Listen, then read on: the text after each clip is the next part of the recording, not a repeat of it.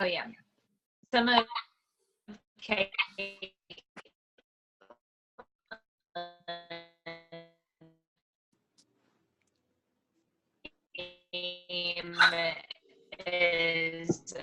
was not able to. Kelly, your internet's going a little slow.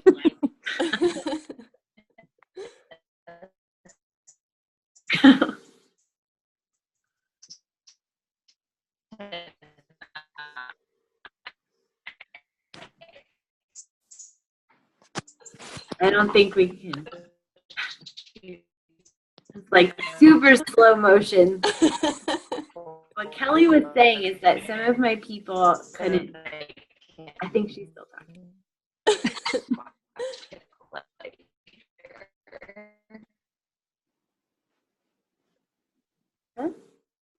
What Kelly is saying is some of my people can't make it tonight because they're doing like another Plexus event thing. So we're recording it so that I can send it to the group and everybody can watch it. Kelly, I think your bandwidth is low. Can you hear it? Can you hear me?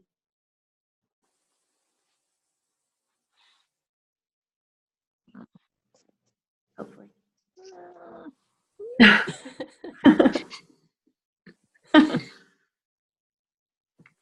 Okay.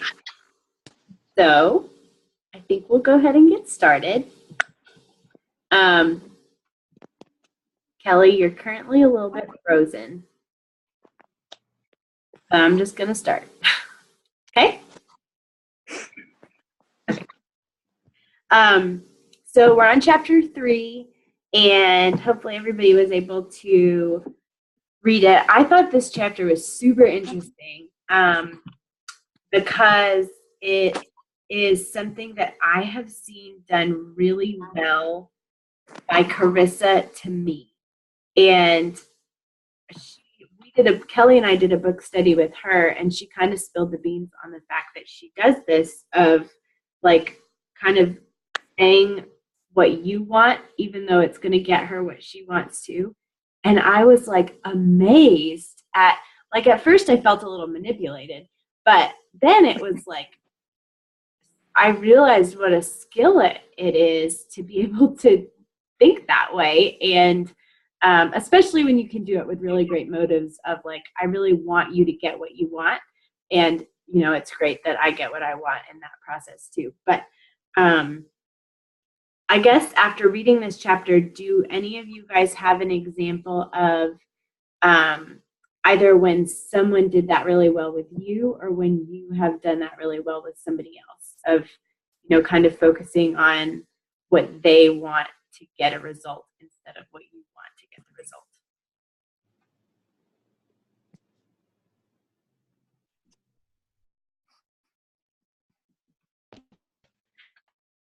I thought the takeaway was just how much better I could be at doing that, since in all of his stories I kept waiting to hear how they spun it. Like I was just waiting for the good example, if that makes sense. Yeah, definitely.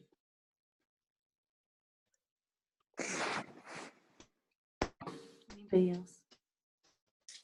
I think for me, I just think about all the teachers, the good teachers I've had, because they were teaching, they enjoyed it, but they wanted me to learn it, whatever it was, like school or coaching, or whatever it was that I was with.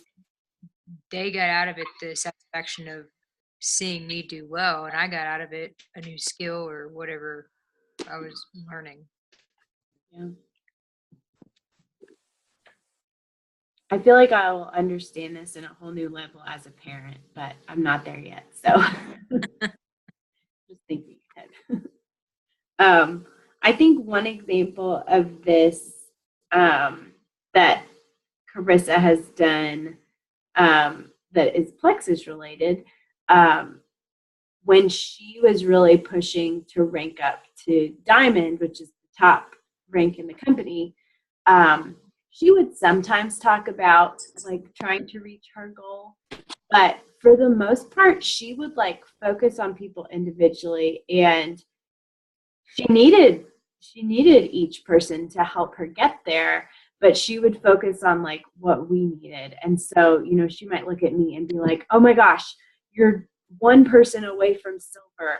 What can we do to get you to silver? It will be so great when you're there. You'll get this bonus that will mean that your products are totally paid for.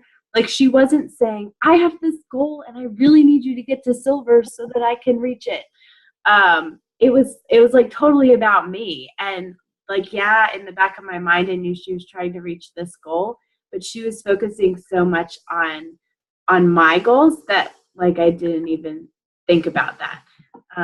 And it was just like I've seen, so I wish I could remember all the examples of it, but I feel like I see it all the time from her, and it just amazes me at how good she is at it.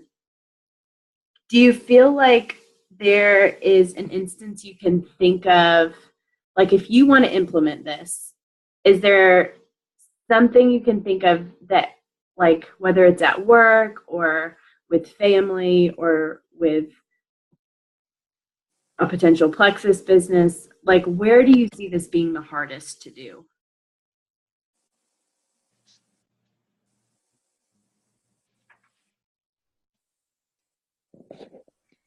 I think for me, it's probably the hardest at work because I kind of supervise a process, and in that process, I have a lot of people working. They're not working for me, but I kind of control what they're doing, and it's so repetitive, day in and day out, that people. I mean, they burn out. They get sick of doing it. And whenever they don't do it very well, numbers are low, and it skews up all of my stuff. So trying to find a way to get them eager and want to keep doing the same repetitive sticking paper and scanner all day deal.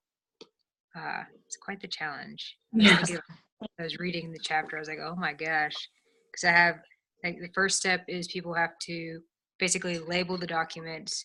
Next step, it's scanned. Third step, the person looks at what was labeled and what was scanned and makes sure it matches all day, every day, all year long. Yeah. Yeah. I could not do it. Yeah, that'll be, well, hey, now you have like a challenge ahead. You can have this in mind and think of how you can implement it. Monstrous challenge, yes. Anybody else? Kelly, you could try to talk, or you could even type your answers. Am I still frozen?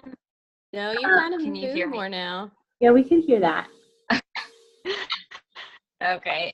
Kind of cuts in and out sometimes. I don't know. I think the hardest part is sometimes for me to figure out why someone else would want to do something. Like, for instance, with Plexus, I mean, it's very, very obvious why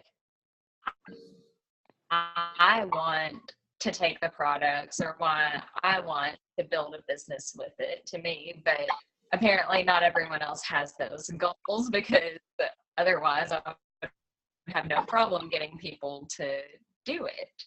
And I think that kind of transfers over to like my job at PA too. Because a lot of the times it's hard to convince your patients to do things too. So I think just trying to tap into their mindset, because it's just not always the same as ours. Yeah, for sure. I think there have definitely been times that I was trying to implement this, and I would message Carissa and be like, so why do they want this? Like, why isn't it just about me? And she would kind of have to tell me like from somebody else's perspective, because I just couldn't figure it out. But I think like the great thing is that that's where asking questions come in. And like whether it's in your plexus business, or I don't know if anybody else is married, but with your husband or fiance or boyfriend, whatever, or coworkers in your main job, whatever. You can, like, there's no harm in asking questions of like, what's motivating you? Like, why do you want this? And then kind of going from there. I think when all else fails, I just ask. I think the things that people spend the most time thinking about, whatever they're passionate about, wherever they're trying to be, they talk about it really readily. So sometimes we just have to listen and pick up what they're trying to tell us of what they want. Because I think everyone subtly at least talks about what they want in some way during the day. And you can really build from there if you pick up those little clues. Definitely. And he kind of says that of, like what's most important to people is typically what they want. And it's so right. Like if you listen, then you can generally hear it because it comes up in their conversation.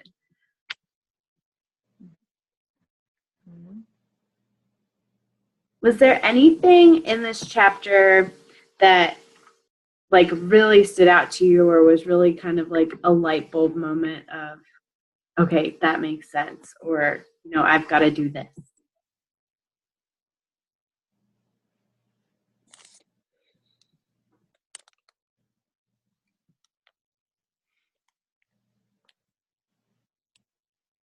Just like how simple it was. Like the very first example was talking about how he likes strawberries and cream. He's going fishing.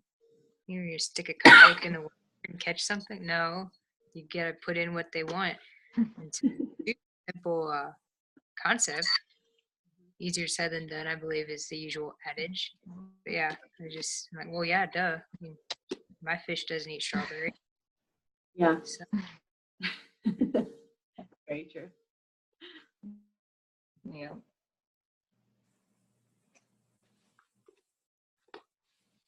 And then one of the examples that he talked about how the agency sent him the letter and all they did was talk about what they wanted. And he was saying that, let's see, where was it? I realized that I'm interested in how big I am, not how big you are. All this talk about your enormous success makes me feel small and unimportant. And so I think sometimes, I feel like to influence people or to make people want to follow me or, to see me as a leader, I feel like, well, I have to be super successful and have already accomplished all of the intimidating to people, unless you know how to channel that so that it doesn't, so that you can focus on like make the other person feel just as important as they think that you are, if that makes sense. Yeah.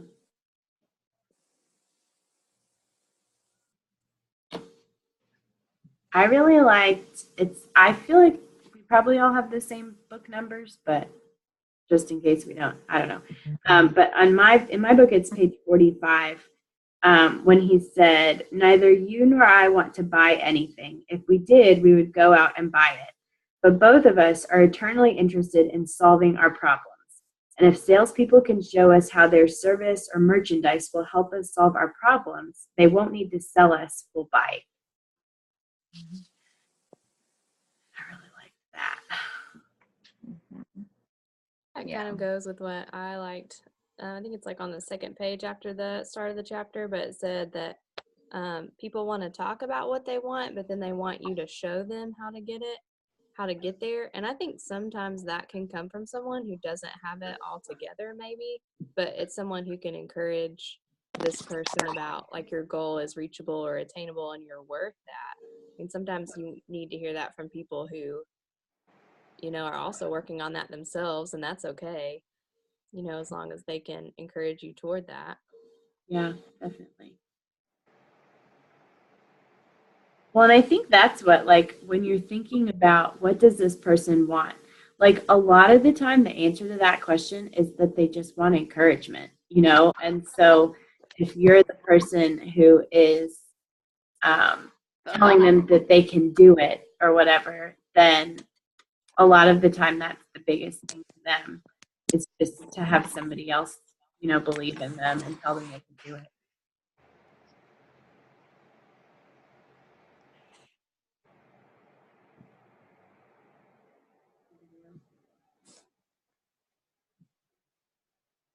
Kelly, do you have any questions? I'll be honest, I only read half of this chapter. I've got away from today. Have It you was just been also a thinking about longer being chapter. engaged? Yeah. What? I said, have you just been thinking about being engaged? Yeah. Uh-huh. And what go through Pinterest,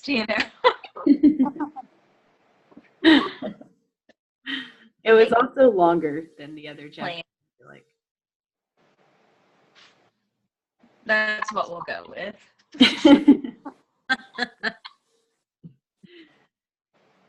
All right, let me see if I have other questions written down.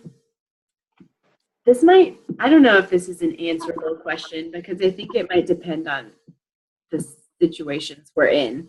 But if you had to think of like, what is it that you want? So like he's saying, think of the question, what is it that this person wants? In, I guess like, I don't know, maybe you need a situation to be able to think that. But could anybody say like, generally, what is it that you want from somebody else?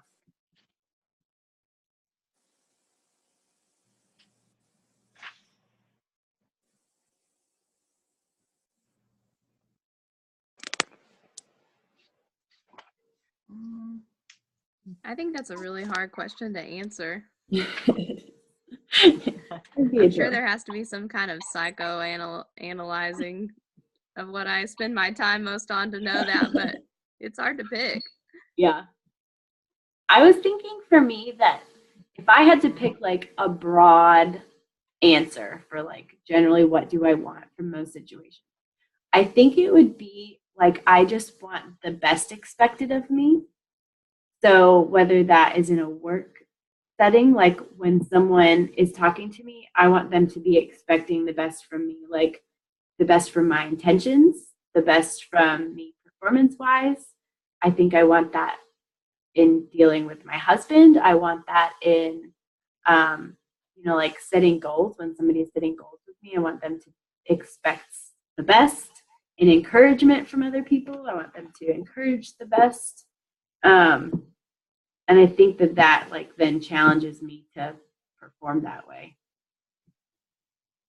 And nobody likes to think that people are expecting the worst of you. So. True.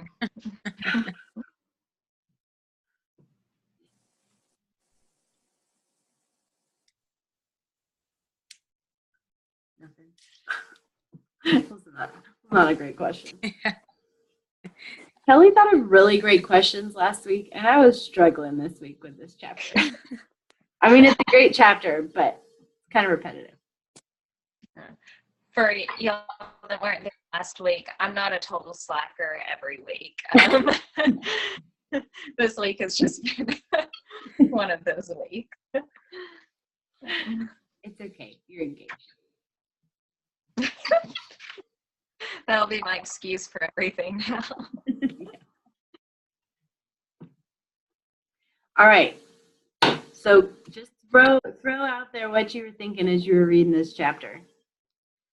Normally we are running out of time, but yeah, time to kill. I think that our culture is so instant gratification that whenever you're in a situation, you're just programmed to respond immediately and just whatever comes out, just say it. Or like with all the social media and all that, people just say stuff now without even thinking. And so this chapter is wanting you to kind of pump the brakes a little bit, think through if what I'm about to say is it beneficial, is it what they want to hear that's going to make them want to do what they I would like for them to do, but they get what they like. It's making you have to kind of reprogram how society and culture is devolving everyone's brain. I don't know. Yeah. No conspiracy. Just reality. I thought it was interesting that so many of his points still applied today when he wrote it in the 50s, I guess. Yeah, I mean, you could the easily see 30s. that letter translating into a Facebook post or a form letter we get in the mail still that we just throw away without reading. Yeah. Just, you know, I've words may be different, but the story is the same. so true. I've thought that like every chapter. How is this still so applicable when it was written so long ago? Yeah. I was a little worried about this book, to be honest, when I realized it was written. I know. I was like, this might. Yeah, this is so funny story on how I got this book. I don't remember if I said this last week or not. But my grandfather, his dad gave him this book, and his dad died when he was a teenager. So his dad gave him this book when he was a teenager, and my grandfather's like 85. And so then I went to visit my grandfather a few years ago, and he gave me not the same copy, but he gave me the book. So it was crazy to me, like, you read this when you were a teenager. Just how old it is. Yeah. So good, though. Kelsey, I don't want to put you on the spot, but I would love to hear what you thought of it. Oh, wait. Oh, you're muted. There you go. Okay. I did the audiobook, which was a little bit harder to like follow along. So I might be needing to get some of the pages. But it was very interesting, like you said, like how it's still applicable today when it was so long ago. Yeah. Just we think everything in this world is changing, but there's still so much of that remains unchanged, which is amazing. Yeah, for sure. I think We're still very self-centered people that want to talk about ourselves and that want things to be what we want. Yeah. And we don't care about other people. Not really. And Sort isn't of. it, like, I know they tell us, like when we're talking to patients and everything, people want to talk about themselves. So that's like how you, if you want to get somebody to open up, you just start asking them questions about themselves, and you know, because everybody loves talking about themselves because there's a lot to say. You don't, I mean, it's an easy subject for most of us. So yeah. I don't know if any of you are like big talkers in normal life.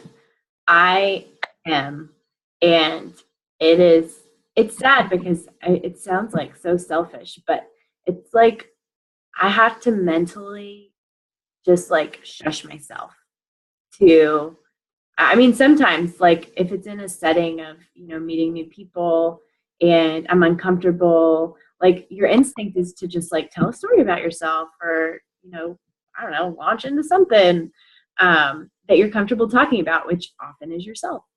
And I have to like shush myself, and in those moments, like just ask a lot of questions instead of talking about myself. And it's sad that that is like not first nature. I'm with you on that completely, which is why I think that I struggle so much with figuring out what other people want and why, like, I mean, like, the sentence that I underlined chapter, that in the first half of the chapter that stood out to me the most was when he said, if I were Tim, why would I be excited to be going to kindergarten? Mm-hmm. And I guess I don't ever think about like other people's points of view, which well, that sounds terrible, like you said. But, I don't know. I guess this book is making me like realize how selfish I am, and that I don't really think of myself as being self-centered, but really I am. So it's kind of on my toes a little bit. But. Yeah. Well, you can tell Matt that he's lucky that you're reading this book before you get married, because so much better of a wife when you can think like this. Just kidding. I cannot think like this. But I'll try. I don't remember if I asked this already. If I did, just let me know. But does anybody feel like they have done this before? Like, and does anybody have an example of like having done this and what the result was?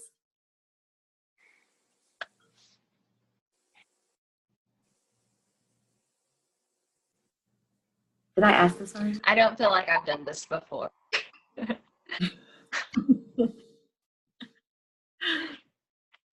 Yeah, maybe not consciously done this before. This is your homework, guys, this week. Go out and I'm gonna out with somebody else. I think this sounds awful, but growing up, I was really good at this, but it wasn't for the right reasons.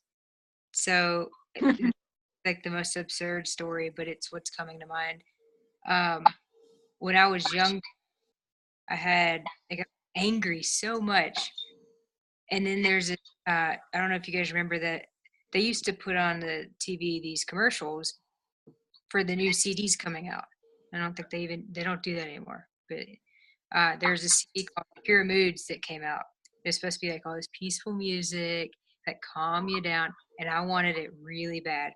So I my case with my parents about, guys, I know I have a bad attitude. Think of how much better I'll be for you guys if I get this CD so that I can calm. That was kind of wrong intention, like wrong to do it, but yeah. So that's an example. Maybe I should try a different intention behind it next time. But it worked. I got it. It didn't help with the bad, but it was a valiant effort, I suppose.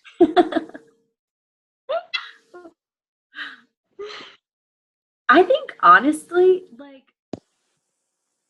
I feel like you're all good people. So everybody's gonna want that intention to be like really pure and like, I'm doing this because I really want them to get like what I'm telling them is the upside for them.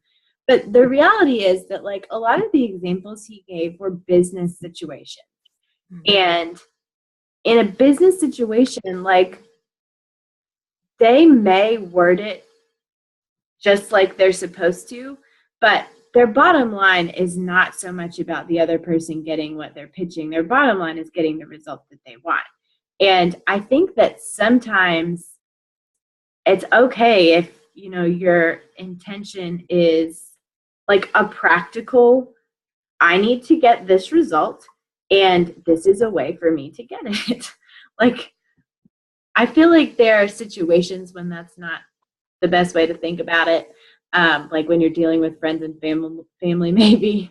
But I think there are situations where it's okay to know that you're kind of manipulating this. I don't know, manipulating sounds bad, but do you get what I'm saying? Like, I feel like sometimes it's okay to just want the result that you're going to get by telling the other person what they want to hear. By being persuasive. Yeah, there you go. That's better than manipulating. And I think it comes across if you think it would be mutually beneficial, even though you downplay how it would be good for you. You have a genuine interest in that person. It comes across, and Yeah, it goes a long way. I like that. Dawn just jumped on. Dawn is, well, I don't know where she is on your screen, but she's in the bottom of my- Dawn is. Sorry, I was doing the other video for the new silver. That's okay. I'm glad you're able to jump on at the end. Were you able to read the chapter? I know you've been super busy today. I started the chapter. but I'm working on it. Well, do you have anything that has really stood out to you so far? Yes. Well, let me get to it. So luckily, I have it on the Kindle, so it's on my phone. So I take my phone with me everywhere. So like even if in the bathroom, I'm reading. I'm like, here, let me catch up for a minute. So what I liked was the fact that where was it at? I want to say I highlighted it. So the only way on earth to influence other people is to talk about what they want, and show them how to get it. Remember that tomorrow when you are trying to get somebody to do something. So I like that for the fact that it's like,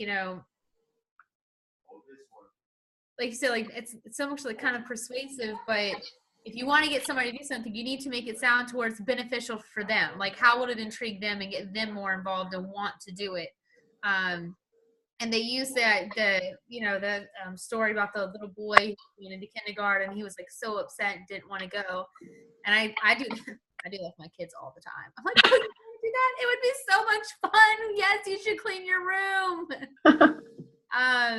So I totally got that. And I mean, I even try to do that with my own employees. I'm like, maybe you got, well, you really want this. So like, if you did this, maybe like we could help you get to that where you want to be, and kind of like meet us halfway kind of thing. So I really like that part of the chapter so far. It sounds like you might be the one out of all of us who does this the most often already before you even read this chapter. Some of the stuff I read, I'm like, oh yeah, I'm doing that. Okay, yeah, great. Even just now in the other Zoom videos and the things they were talking about, and I'm like, oh, I'm already doing that. Yeah, no, I'm doing that too. So I'm like, I'm writing things down, but I'm like, oh, okay, I guess I'm doing pretty good. Yeah, that's awesome. And I think as a mom, I said at the beginning of the call, I feel like I'll understand this in a whole new level when I'm a mom. I think moms learn the art of this very early on. You can relate there for sure. All right. So we have 4 minutes left. Does anybody else have anything that they would like to bring up about this chapter? If not, we can take a few minutes to introduce ourselves because there's a few of us that don't know each other.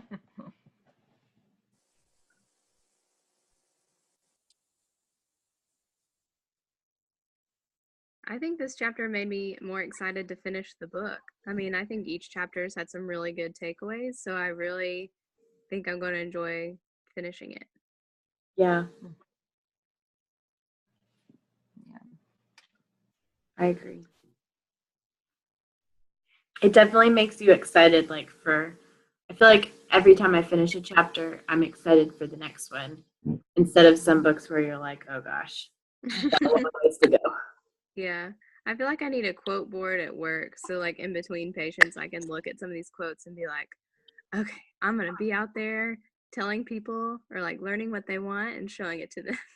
Yeah. They'll listen to me. I know. Well, did you see at the end of the chapter where it had that, it was like a little, in a nutshell, fundamental techniques for handling people, and it had like principle 1, 2, and 3.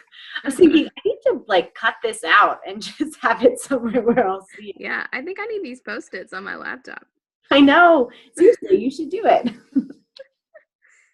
I think that's a great idea. He does say, go back and read this a few times. And I think he's kind of repetitive. Later on, he kind of goes back and reviews some of what he's already done so that it really gets in your mind. So I like that. Need it in my mind.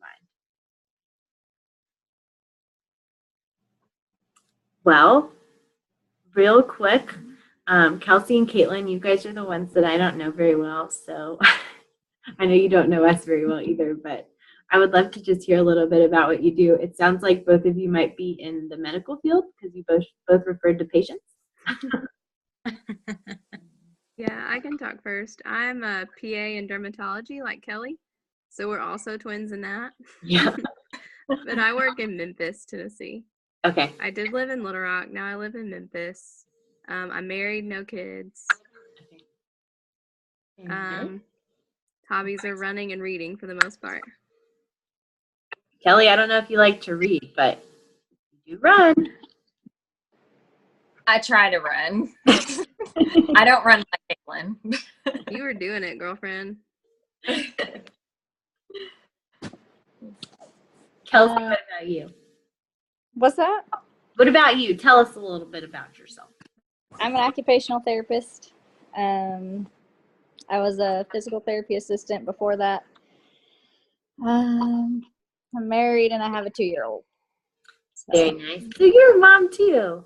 yes. It's wild. I never thought that would happen, but it happened. So it's good. Such a good one. What'd you say? Okay, so we have less than a minute. It doesn't count down any further after that. So these Zooms are 45 minutes total, and then they just cut off. Can you hear me, or am I breaking up? You're good. We can hear you. So it could cut off at any time. But it was really great to meet you guys, and I'm really glad that you all were able to be on the call today, and I hope everybody's able to be on next week. I will be in Texas next week, but I should still be able to jump on. So yeah, next week is chapter 4,